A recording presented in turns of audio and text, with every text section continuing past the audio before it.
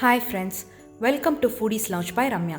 இன்றைக்கி நம்ம சேனலில் ரெஸ்டாரண்ட் ஸ்டைலில் சிக்கன் டிக்கா எப்படி பண்ணுறதுன்னு பார்க்கலாம். இது வரைக்கும் நீங்கள் நம்ம சேனலை சப்ஸ்கிரைப் பண்ணலன்னா மறக்காமல் சப்ஸ்கிரைப் பண்ணிக்கோங்க. சிக்கன் டிக்கா பண்ணுறதுக்கு ஃபஸ்ட்டு ஒரு மிக்சிங் பவுலில் 1/2 கப் தயிர் சேர்த்துக்கலாம். கூடவே 1 டேபிள் ஸ்பூன் இஞ்சி பூண்டு விழுது, 1 table spoon lemon juice, 1 table spoon Kashmiri மிளகாத்தூள், 1 டீஸ்பூன் மல்லித்தூள், 1 டீஸ்பூன் சீரகத்தூள், 1 டீஸ்பூன் கரம் மசாலா தூள், 1 டீஸ்பூன் சாட் மசாலா, கடைசியாக தேவையான அளவு உப்பு. இப்போ இது எல்லாத்தையும் ஒரு வாட்டி நல்லா மிக்ஸ் பண்ணிக்கோங்க. ரெஸ்டாரண்ட்டில் பொதுவாக சிக்கன் டிக்கா எல்லாம் ஒரு க்ரீன் சட்னி கூட சர்வ் பண்ணுவாங்க. அதுக்கான ரெசிபி ஆல்ரெடி நம்ம சேனலில் போஸ்ட் பண்ணியிருக்கேன்.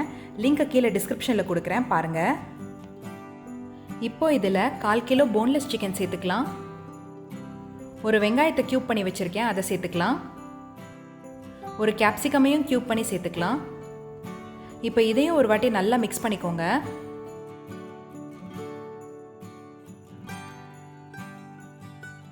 அடுத்தது நம்ம இதை மினிமம் ஒரு 2 மணி நேரத்துக்கு மேரினேட் பண்ணணும்.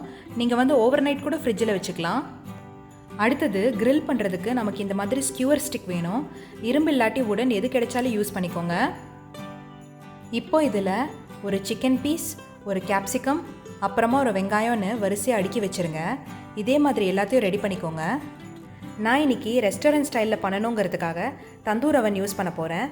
நீங்கள் ஒரு ரெகுலர் அவனில் கூட கிரில் பண்ணிக்கலாம். அப்படி இல்லைன்னா கொஞ்சமாக பட்டர் வச்சு தோசைக்கல்லில் கூட போட்டு கிரில் பண்ணி எடுத்துக்கலாம். அதுக்கான டெம்பரேச்சர் அண்ட் மற்ற இன்ஸ்ட்ரக்ஷன்ஸ் எல்லாம் டிஸ்கிரிப்ஷன் பாக்ஸில் கொடுக்குறேன், செக் பண்ணிக்கோங்க.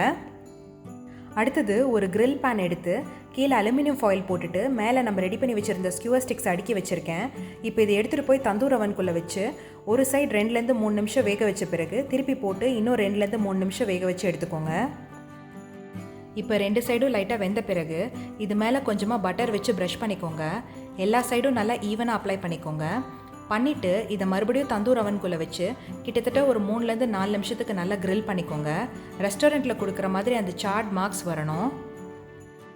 ஸோ ஃப்ரெண்ட்ஸ், நம்மளோட சிக்கன் டிக்கா எவ்வளோ சூப்பராக வந்திருக்குன்னு பாருங்கள். இதே மாதிரி இன்னும் நிறைய இன்ட்ரெஸ்டிங்கான ரெசிபீஸ் பார்க்க எங்கள் சேனலை லைக் பண்ணுங்கள், ஷேர் பண்ணுங்கள், சப்ஸ்கிரைப் பண்ணுங்கள். கூடவே இருக்கிற அந்த பெல் சிம்பிளையும் ப்ரெஸ் பண்ணிக்கோங்க. நான் இன்னொரு நல்ல ரெசிபியோட சீக்கிரமே உங்களை மீட் பண்ணுறேன். டாடா.